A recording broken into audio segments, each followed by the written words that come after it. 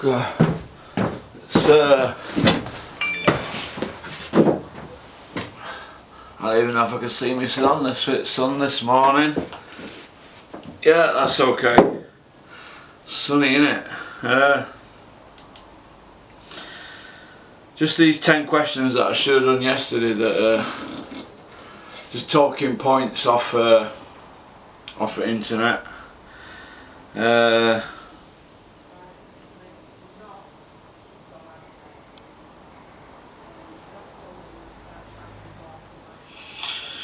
DeGale versus Ward, why it never happened.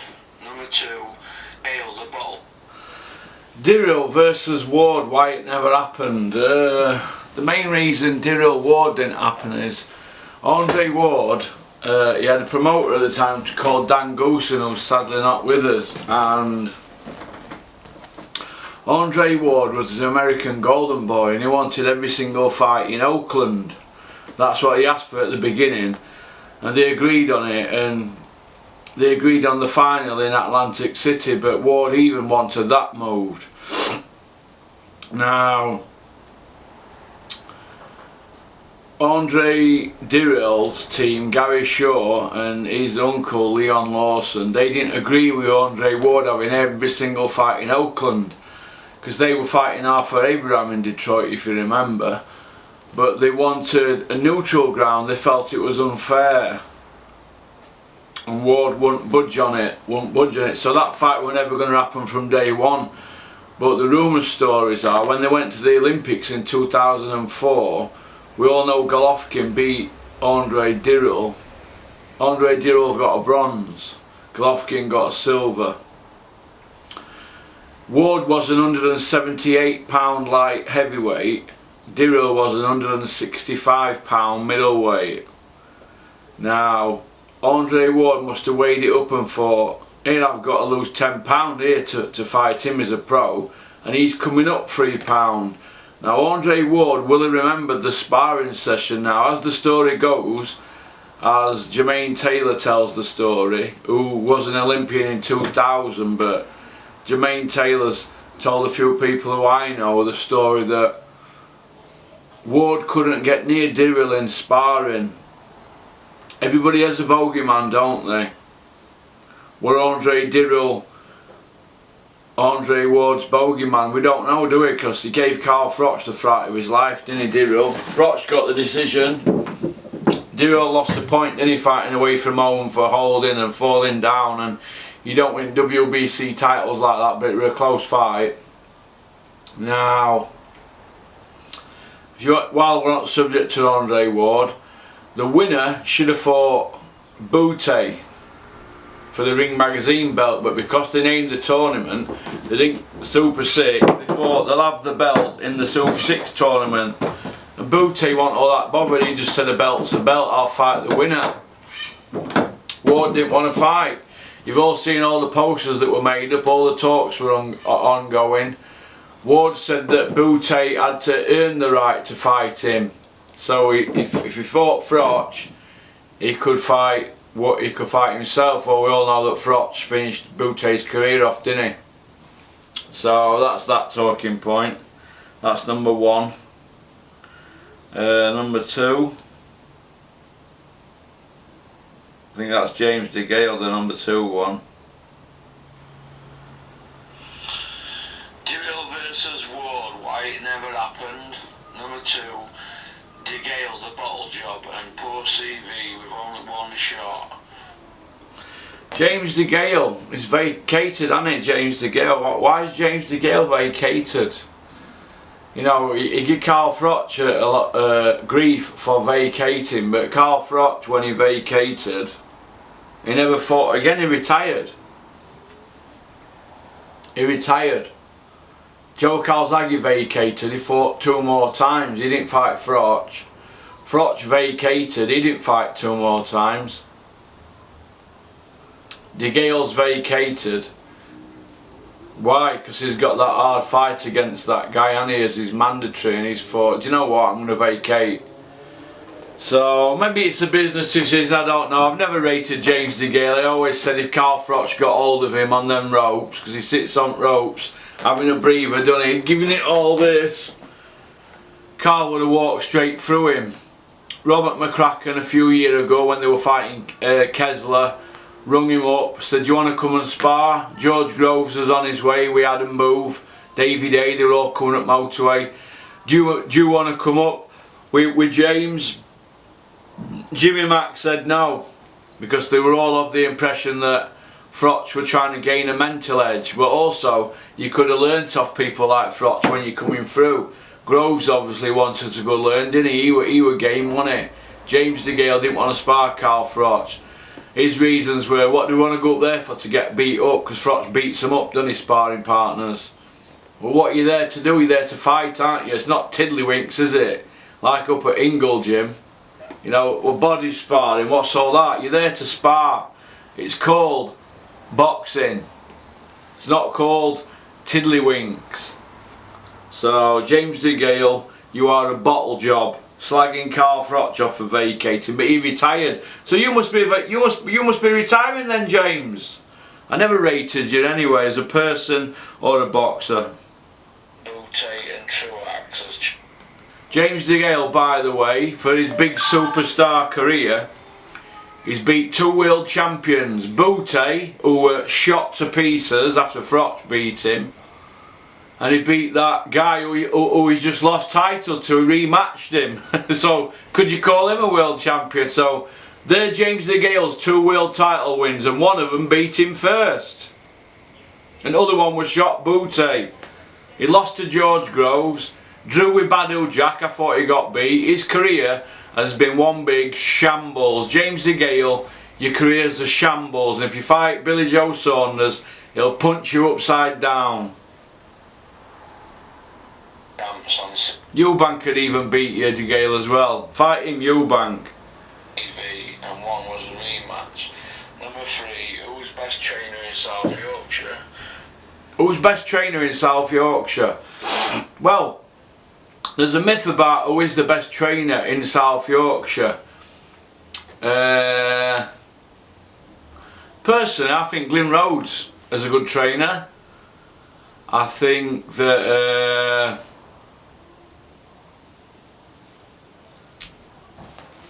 Glyn Rhodes is a good trainer, and I think Chris Smedley's a good trainer. Both had Commonwealth champions. They've both done the time, haven't they? We're amateur kids, both good trainers, both got good teams, training teams around them. But the 2 who get most kudos are Dominic Ingle and Dave Caldwell. Well, Dave Caldwell, he took Kell Brook to 17-0 and a British title. And then all of a sudden, Dominic Ingle took Kell's career over. So I really feel for Dave Caldwell.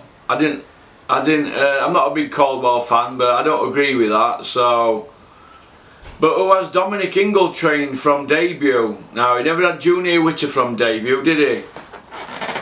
His dad had Witter.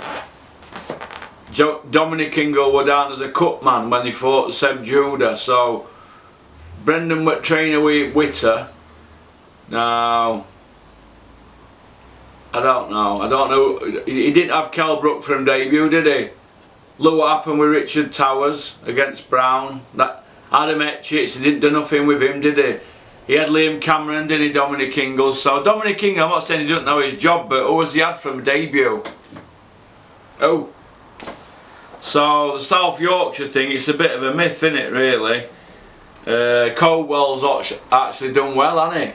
But he's not done anything with anybody from a debut, only Kell Brook, because when he had Curtis Woodhouse, Adam Booth trained him for the British title fight, didn't he, in Hull against Darren Hamilton in his hometown Hull. So it is what it is, isn't it? So number 4 is Bobby Warren bricked up in disguise. Oh, Steffi Bull, could you count Steffi Bull in all that? I don't know really. Maybe did he have Josh Whale front beginning? I think Mick Whale had him front beginning, didn't he? So I don't know. I don't know what Steffi's achieved. He's a central area man, isn't he, Steffi? So you couldn't put him in that mix, could you? But I'd say probably the best trainer in South Yorkshire is Dave Caldwell, but he's not my cup of tea. But he's probably the best trainer on achievements Dave Ulley took McDonald to world title, and then McDonald went to Colwell, didn't he? But Colwell's done well with Bellew, but he'd already got a British title when he got there.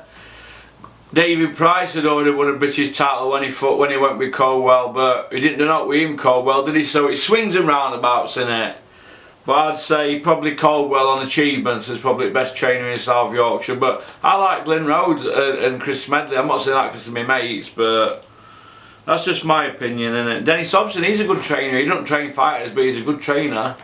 But that's my opinion. Number 5 is Dave Allen being used by promoters. Is Dave Allen being used by promoters? Yes, I think Dave Allen is being used by promoters. Dave Allen doesn't take his career seriously, so they're not going to take him serious, are they? If you're not getting yourself in shape, you're just going to be that lump that turns up, aren't you, at 3 week notice out of shape that they want to bash up on. And if they stop you, it looks good on the CV. That's where his career's gone now, the funny man on Twitter. And I'm his mate, and I live near him, but it's sad, innit, to see. You know what I mean? His best win's Larry Alabama Bama Bama, however he's called. That's his best win. Peter Fury trained him then, but he's had Peter Fury, Dennis Hobson, Kevin Sanders, Steffi Bull, Mick Marsden. You know, he's been round houses, hasn't he, Dave? Should have stuck with same trainer from the beginning who he's with now, I think. Is it Mick? I'm not sure if he had Mick from the beginning or Kevin Sanders. Either way, I'm a firm believer you should always stay with the same trainer. So, but it is what it is, isn't it? Why it never happened. Number 2, DeGale the bottle job and poor CV with only one We've shot. done that one, haven't we? Boutte and Truax as champs on CV, and one was a rematch. Number 3, who's best trainer in South Yorkshire? Dave Caldwell. Number 4 is Bobby Warren, bricked up in disguise. Number 5 is Dave Allen being used by promoters. Is Bobby Warren bricktop in disguise? I saw some tweets about him actually. Do you know Bobby Warren? I met Bobby Warren at St David's Hotel in Cardiff. And then I saw him at the arena. When Sheedy for Langford, and he were in toilets with this other guy. They looked like mod rockers in Crombies and Chelsea boots, and obviously I were coming out my cubicle and they were coming out their cubicles, and he looked over and I said, "Alright Bobby," and he went, "Alright." So I don't really know him to comment, but he does look like Bricktop, doesn't he, off Snatch, that film that Alan Ford plays the part. But I've heard he's a bit of a geezer, old Bobby, down Islington, so don't mess him about. He'll put you in the boot of his Jag, take you away. So, but yeah, he does look like Bricktop.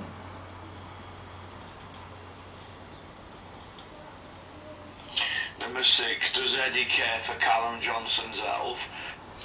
Does Eddie care for Callum Johnson's health?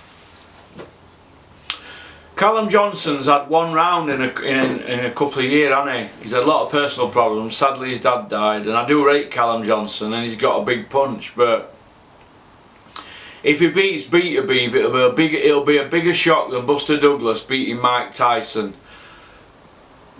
That's how highly I rate Beater Beeve. He is that good. He's got bone crunching power. When he was sparring Bob Ashisafe, somebody who knows Bob told me that he had big gloves on, big 20-ounce gloves, and he was lifting Bob off the floor with these uppercuts. And Bob said he'd never been hit like that by heavyweights. And Bob at the time had 2 stone heavier than the guy in the ring. He said he'd never been hit like that before in his life. He said it were freakish power. This is a guy who beat Kovalev twice in amateurs. Baturbia, Artur Baturbia, or Beater Beeve, whatever you want to call him. The guy is freakish. He is a freak, right? I've heard stories about him jumping in ice cold rivers after training because they haven't got the facilities to sit in them fancy ice baths they have up at EIS, you know, where they go sitting and it's all nice and cold and certain temperature. When Baturbia finishes his training session, he strips off down to nothing, chopper dangling down and everything, no on, and jumps in ice cold rivers in Russia. Ice cold. Just jumps in and they keep him in for about 15 minutes and then he jumps out, gets dried off, gets dressed and goes home and just eats raw meat. So my prediction for that fight is brutal knockout. But I want Callum to win and I'm going to have a bet on Callum Johnson. But you're looking at a brutal knockout, aren't you? But you never know, he could do it. You might be getting him at the right time. This is what the punters are going to say on Sky. Could be giving him at right time. He's inactive, he's got contract problems, he's 30 odd, he's blah de blah. Listen, it's a tough fight for Callum, but credit to him for taking it. But he's taking that fight, isn't he, and going to America. But Anthony Joshua won't go fight Wilder for 50 million in America. But they'll throw Callum Johnson under a bus, won't they? Like they did Lee Purdy and Brian Rose and Gavin Rees and on the Paul Smith Ward. As Paul Smith fight Tommy Tolan, then Andre Ward. Life-changing money, dare to be great. Do me a fucking favour.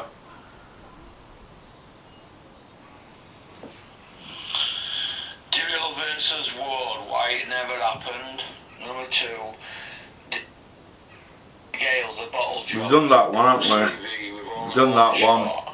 Boutte and Truax as champs on We've done that one. And one was a rematch. Number 3, who's best trainer in South Yorkshire? Done that, Caldwell. Is Bobby Warren bricked up in Yeah, it looks like bricked up. Number 5, is Dave Allen being used? Dave Allen's being used, yeah.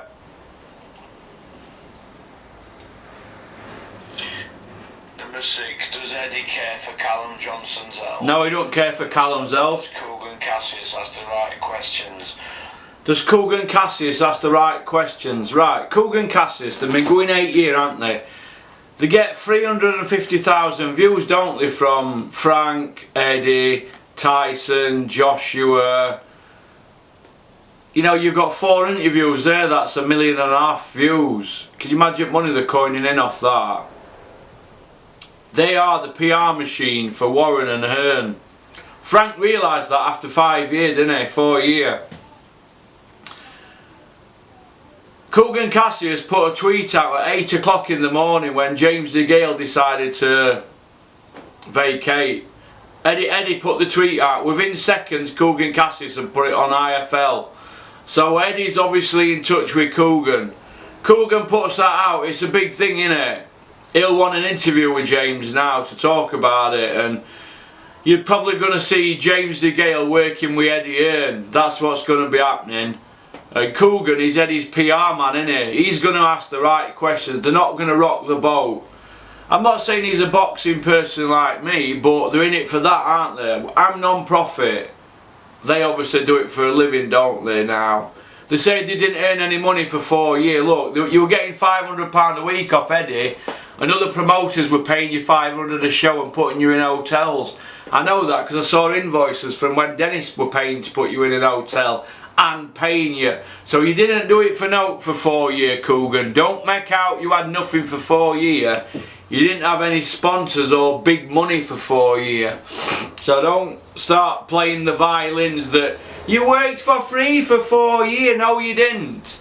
You started out as I Film London with Jane Couch, Rita and James, and once you realised that Jane lived in miles away and that Eddie were closer to you, that's how you worked it. But don't start making out that you did it for 4 years for no. You're earning plenty now, so ask the right questions.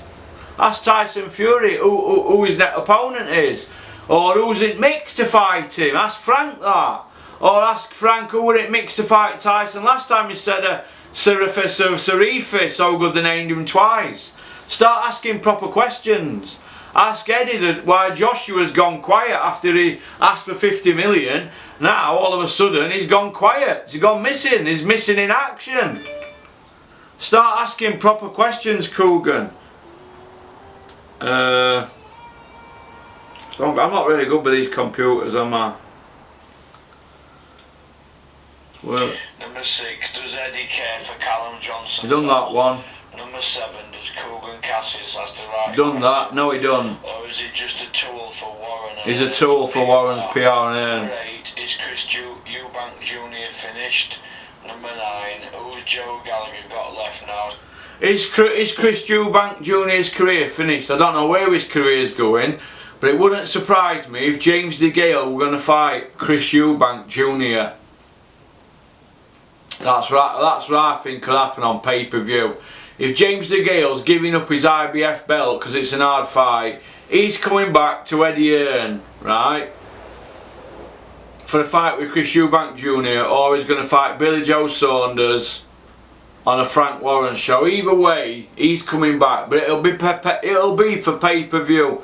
I don't think it'll be for that Wheelbox Super Series. It'll be for Groves. Groves is fighting Callum Smith, innit? But is Eubank fighting Callum Smith and is Groves going to fight DeGale in a couple of months when he's ready? I don't know. But he's coming back for pay-per-view, innit? Business reasons. They talk about my mandatories and protecting my mandatory. We're not going to lose our belt. First sign of a few quid and they're off. Or first sign of a hard fight like Wilder. Oh, we've got to have our mandatory. You have an exemption for mandatories, Eddie. You know that. They play one off other, don't they? Like politicians, boxers, and boxing promoters. Joe Gallagher, now Paul Smith's left, so who's he got left really? Well, he's got Callum Smith, hasn't he? He's in peak form, and he's got Callum Johnson, he's in peak form. All the rest of them are shot to pieces, aren't they? Marcus Morrison, he's finished. Crawler's finished. All the rest of them, they're all ruined, aren't they? And who's any good who he's got? Gallagher. Who's he got? Jose Burton. Is he still with Joe Gallagher? I'm not even sure if he's with him. If he's still with him, he's at his peak condition. Callum Johnson's peak, Callum Smith's peak. So he's probably got 2/3 fighters, Joe Gallagher. All the rest of them, what's happened to them all? They're a generation of fighters there. Eubank Jr. finished. Is Eubank Jr. finished? Probably having a rest, but he's probably going to fight Saunders, DeGale, or Groves or Smith. He's probably in mix for all them because there's a name in it, but his CV's piss poor. Number 9, who's Joe Gallagher got left now? Smith. We've answered that. Paul Smith. He's fought 6 world champions. Paul Smith lost against every single one of them. 0 and 6. The Smith family are 0 and 11 in world title fights against former, current and future. 0 and 11. All trained by Joe G. 10, Tyson versus TBA. Will old fish eyes cash him out? That's it. 10th question. 10th question. Will Frank Warren cash Tyson Fury in his next fight? Will it be an easy one, and will he cash him in then after that performance other night? I don't know really. If I were Frank Warren, I'd cash him in because he looked awful, didn't he? You couldn't really say that Tyson looked any good, could you? I mean, we were hearing stories that were stronger, faster, quicker than a speeding bullet. Superman. Happy camp, happier than ever. Well, what happened? What happened? We saw what happened, didn't we? We saw with our own eyes what happened, and it just wasn't good, was it?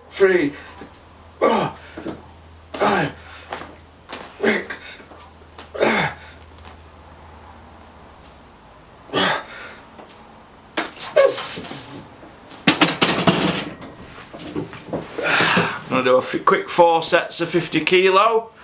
Set me up for the day. Go to my tailors. Get me clothes. Then I'll just some bit of time on bag. Then we'll go down to the pitch and see what's going on. So, good morning to everybody. It must be about 7 o'clock. I like to get up nice and early. I think I'm coming down with a bit of flu, to be honest. I did start filming down there earlier with Dog, but Dog ran off, so I had to come running back. But alright, so Keep on trucking, all the best.